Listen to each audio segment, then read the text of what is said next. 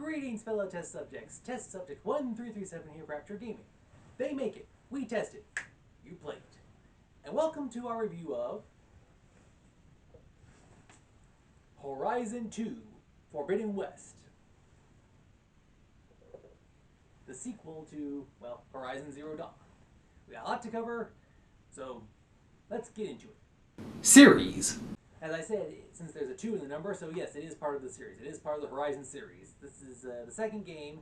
Its predecessor came out 5 years ago. So keep that number in mind when I get to the plot. Team. This game comes to us from Gorilla. Plot. Okay, the plot is this game takes place after the final events from the first game, 6 months later on.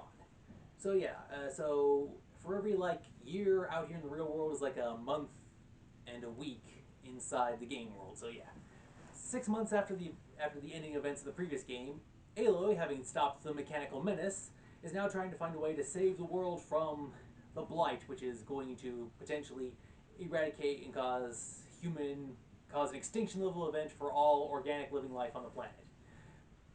Somehow, she's looking for information to try to stop the blight, and her quest leads her to the far west, the Forbidden West. To get there, she has to go through some enemies, and when she gets there, she will find a new location, new enemies, new. Gameplay controls. Okay, so how do you deal with all this new? Well, unfortunately, when the game starts, it has you nerfed back to level 1 or level 0, so the game is basically you're in an open world exploration. You find elements to interact with, either upgrade, craft to make weapons for yourself or make health for yourself, so offense, defense, and etc. You can craft upgrades for your armor and upgrades to your equipment. You can get more equipment. And there's, aside from the old enemies, there's new enemies and new locations to explore. And the skill tree for learning new moves and abilities and whatnot has changed a bit from the previous one. So it's now divided up into different sections, and you go in there, it's divided and almost kind of, and so you have the little nodes that if you unlock node A, B, and C, it'll unlock node D, which gives you a superpower boost. Yeah, so the game is a little bit of exploration, crafting, combat, stealth, collectibles. Graphics. For me, I got the PS5 edition, and I tell you, the game looks beautiful. It's interesting having not played the game for so long and seeing everything with just a slight update to the graphics. Everything looks amazing. Audio.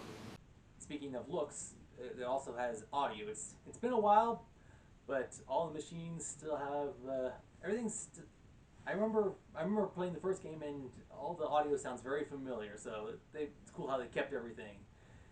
So yeah, everything looks how it's supposed to look, and everything sounds how it's supposed to sound. And great job to both of those for this game. They nailed it just right. Multiplayer. There is no multiplayer. DLC.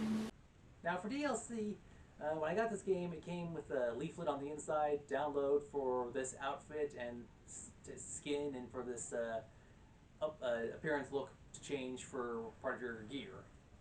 So there's that. If you download the game on the PlayStation Store, you can get the regular or the deluxe edition. So there's variety, and I'm guessing since the first one had a winter special location, I think maybe this game, I'm hoping, fingers crossed, that we'll get some DLC involving levels. I'm pretty sure there'll be costumes and material stuff and upgrades. I think there's going to be DLC. There's a very strong possibility. And speaking of DLC, if you are a fan of Ghost of Tsushima, you can actually download a Horizon-inspired outfit in the game for Ghost of Tsushima. So there's a whole bunch of DLC everywhere, including not even this game. Issues. I haven't encountered any game-breaking bugs or something really bad. For those of you who regularly follow me, you usually know what comes next. I have enough space on the game, and here's what. For some of the cutscenes, there's 2 cameras, camera A, camera B. And when it jumps between the cameras, to show locations or people talking, there's like 1 second, there's like 1 second on screen where like the background, which is out of focus, they're like, oh, it's out of focus, but then bam, it has like no texture or details, and then suddenly they snap into existence or reality. It's not a game breaker, but I did notice it. But aside from that, the controls handle well. Haven't had any issues with voice or audio or visual or syncing. So yeah, I think that might be patched in an update or two. Just like I said, I made sure I had enough space on the system.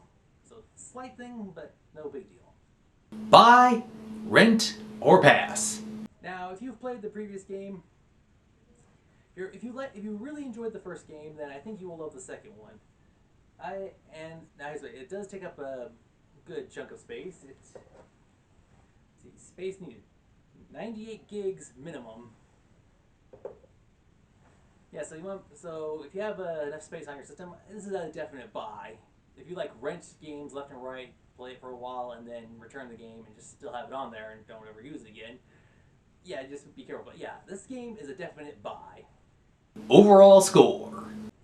So yes, I really enjoyed the first game, as you can tell, since I have its predecessor here on the shelf along with its current one. I really like this game. I like the series. It's really well done. It's creative. It's the whole future post-apocalypse told in a unique narrative, and I'm interested to see how they continue the story with the going from its former location to its new locations and what these new machines look, sound, and act like. So overall, I give Horizon 2, The Forbidden West. It doesn't get a 2, it gets a 10 out of 10. I highly recommend it, so try it for yourself. Well, that's all the time we have for this episode.